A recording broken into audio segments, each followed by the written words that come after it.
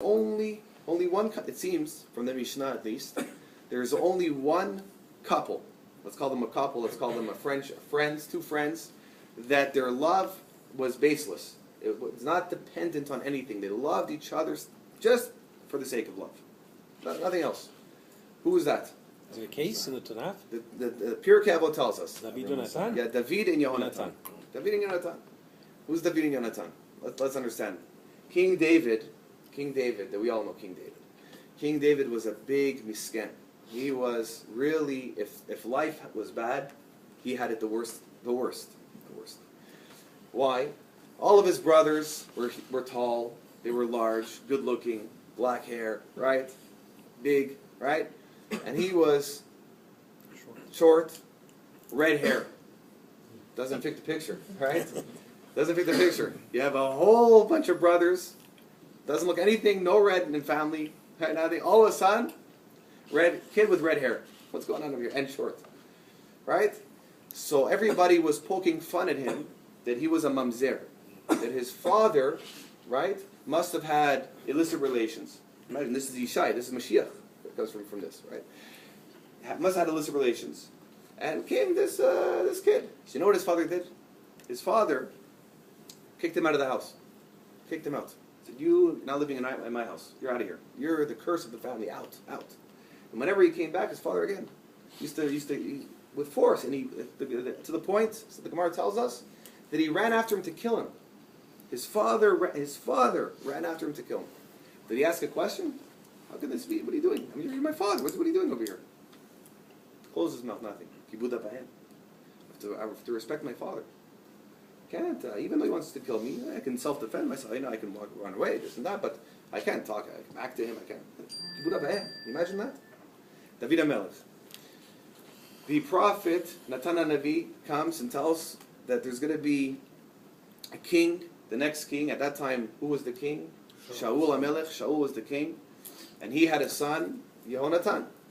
So the kingship usually transfers from father to son. That's how the royal, that's how it works, the royal family, right? So he has a son, Yehonatan. He's the next king. Comes the Navi and says, no, I spoke to Hashem, came to me in a dream, and he said, the next king is coming from Yishai. Oh, really? Yishai. Okay, Yishai. Goes to Yishai, says, first son, no, this is not it. Second, no. He goes through all the sons. None of them. He goes, can't be. Hashem didn't make a mistake. No. He showed me how he looks. Yeah, none of these, no. He goes, maybe you have another son? He goes, no. The father says, another son? No. These are my sons. So he says, maybe there's one in the field over there. He's herd with the herds, right? He's playing with the sheeps. Go over there. He goes, yeah, that's the one. He goes, him? This kid, this small kid, he's going to be the next. Yeah, that's the next king. So the news gets back to Shaul. He's furious. Imagine Shaul HaMelech, furious. Right? This is, of course, we're just loosely translating. Obviously, there's infinite secrets in the story, what it really means. But just on a surface level, let's try to understand the surface, the pshat of the story. So the Gemara tells us that Shaul put out a decree, right? That they got to kill King David. They have to kill this kid, kill him, take him out, because he's threatening the royal kingdom, right? This kid's going to take over. It's supposed to go to my son, and therefore he gave a go ahead to go and kill this little child. So King David, his whole life was running. His whole life he was on the run from a child. From his father wants to kill him. So now the whole city, country wants to kill him. This is King David, right? They wrote Tehillim. Obviously now it's not a Pella why he wrote Tehillim, right? Because he's really in trouble. From a small age, he's in trouble. He's running for his whole life. He's on the run, running. Even his own son wanted to kill him. Avshalom. Also, he wrote a son when Avshalom came to kill him. So he's always on the run. And the Gemara tells us something spectacular. What happened? Yehonatan was loyal to King David throughout this whole thing. His father is telling Yonatan, go kill King David. King David is friendly with him. They're learning. They're chavrutas. They're Torah scholars together. And he's not listening to his father, and he's protecting King David. Now it gets to a point where Shaul, King David tells his father, Yohanatan, why don't you go to your father and try to, relax him? Tell him, it's really not that bad. I'm a good guy. It's not my fault. This is what the prophet said. What would it do? It's not my fault. Why do you want to kill me? Go and talk to him. Go and try to relax him. Why'd I have to be on the run my whole life? I want to come in. I want to live normal life. I'll live in a small shack. Give me some food. I'll make my own parnasa. But let's try to make ends meet. Let's try to make peace over here. What's the problem? So he goes to, tells us the Gemara, he goes to his father. He says, before I'm going to tell my father that you're around, because if he knows that we spoke, he'll kill me.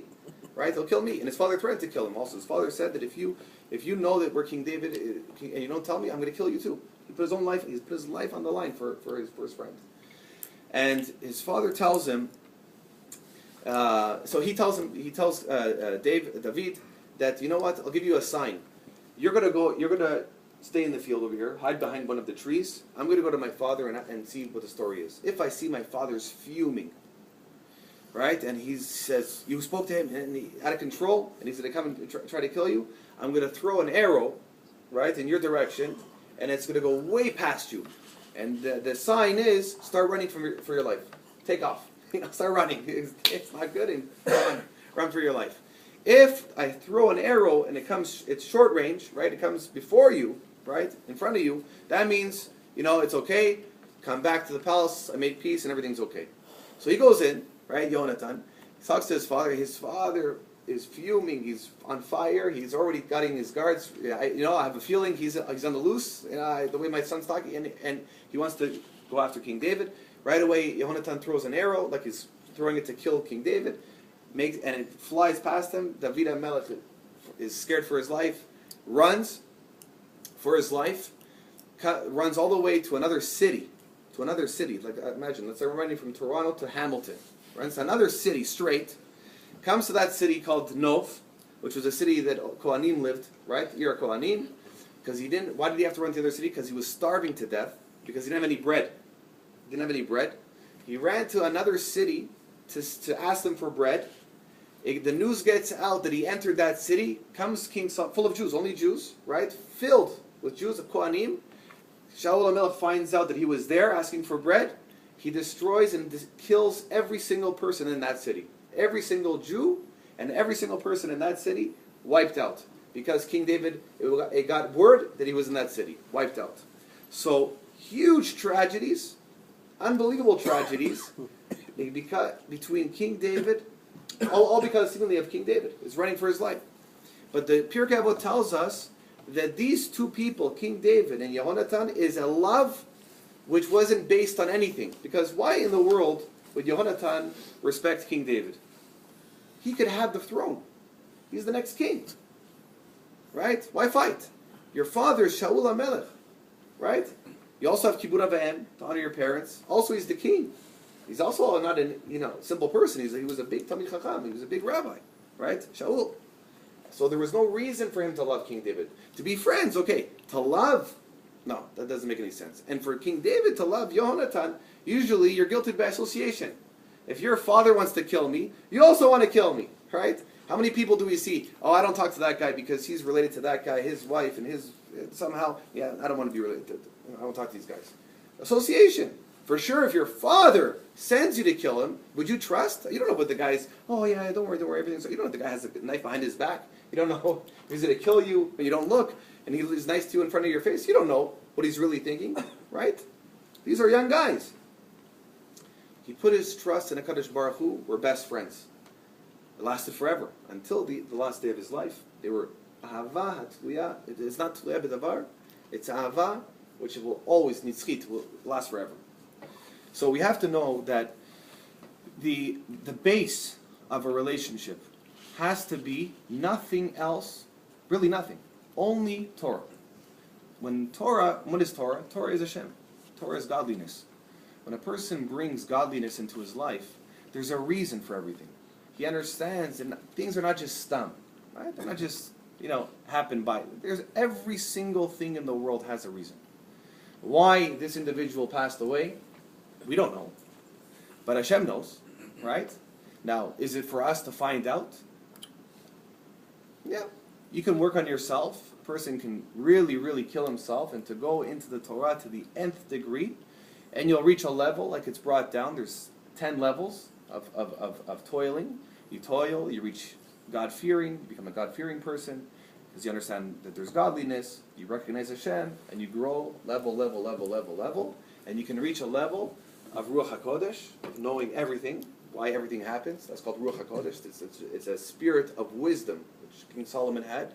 He understood, King Solomon, even the language of ants. He writes down, he has a sefer, he writes down what the ants were talking. He went to an ant hole, interesting. Huh? This ant said this ant said that, and this is what they're talking about, and this is what they do, and he wrote a whole chokhmah. He knew the secret of the language of ants. He knew the secret of the birds chirping, what they're saying, what they're doing. Why? Why are they making noises? Why do they sound the way they sound? Why do they flap their wings that many flaps and not 5 flaps? Why do they have 2 wings, not 3 wings, 4 wings? Why does the whole creation, every small element to understand everything, you can reach it. It's not easy. It takes a lot to apply yourself to go and really dwell in the Torah to reach the level of Ruach HaKodesh. But you know what? There's an even higher level than Ruach HaKodesh. Higher than Ruach HaKodesh is what? Is Tchiyat HaMetim. A person himself. This is Mesilat Yesharim. You can reach Tchiyat HaMetim. You can revive the dead. Not only can you reach a level to understand why everything happens and why everything looks the way it does, why Eyal's face looks the way it is, and why it doesn't look the same as Jimmy's face, and why everybody has a different face and different form and different color hair and different everything. That is a level a person could attain in a physical state. A person can be a regular person, and he could achieve those levels of wisdom. Imagine that. Unbelievable. This is what the Torah is. And higher than that, he can even reach a level where he can take something which passed away, a person passed away on the ground, and he can be Mechayim Etim. No big deal. Get up. No problem. Oh, you're dead? Okay, wake up. Imagine that. A person, wake up. Tchiyat HaMetim. You don't need Hashem. Tchiyat HaMetim. We all believe that Hashem will do it one day. But we can also do it. And you know what? It's not that far. If you go to the authors of the Gemara, the Talmud Bavli, the Chazal tell us that every single rabbi listed in this Talmud was able to revive the dead. And the Gemara records many, many stories of rabbis. They revived the dead. No big deal. Right? One of the famous ones that everybody knows is the story on Purim, of Rabbi Zera. Rabbi Zera, right? The Gemara tells us, he went to a certain Rav's house. He was a midget, Rabbi Zera. That's what it means in Aramaic, a small person. He went to his house on Purim. They both drank together. They got drunk.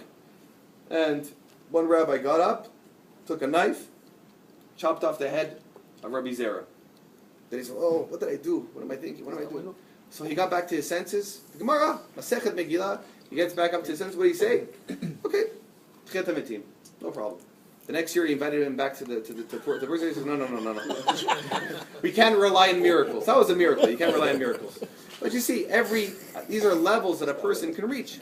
These are levels that a person can reach. The Arizal, right? Rabbi Yitzchak, everybody's been to Israel here probably, at least once. Right? The Arizal, everybody's heard of the Arizal. The Arizal, Rabbi Yitzchak Luri Ashkenazi, all the graves that you find in Tzfat, all the blue-colored graves that you find in the famous cemetery in Tzfat, that all have the names of Yosef Karo, the Arizal, all these Kvarim. They never had names on them, right? It was an ancient cemetery, just rocks, nothing there, right? He came along with his student Rabbi Chaim Tal, and he said, he sees all of them, right? This rabbi's sitting over there, yeah? Make him a grave, put his name, mark it down. This rabbi over there, yeah? He even writes, listen to this, he even writes to show you how only our religion is the true religion. Listen to this. He even writes in Shar HaGilgulim, in Shar HaKodesh, Shar HaGilgulim at the end, he writes that I'm even going to reveal to you the grave of Yeshu HaNotzri. Right? The Christians, right? Yeshu. Right? Yeshu. They don't know what that means. Right? Yeshu is? JC. Right. I'm going to even reveal to you where his grave is. It's not what most people think, all the Christians, what they believe is. He's buried in Israel. Right? Where is he buried? He's buried in Tzfat. He's buried in Tzfat. Now anybody knows. So he reveals everything, tells everybody what everything is, because he saw it. He worked on himself. In Talpiot, they found the whole thing about. It's not true. That result writes it exactly. He tells you the exact coordinates. The exact coordinates where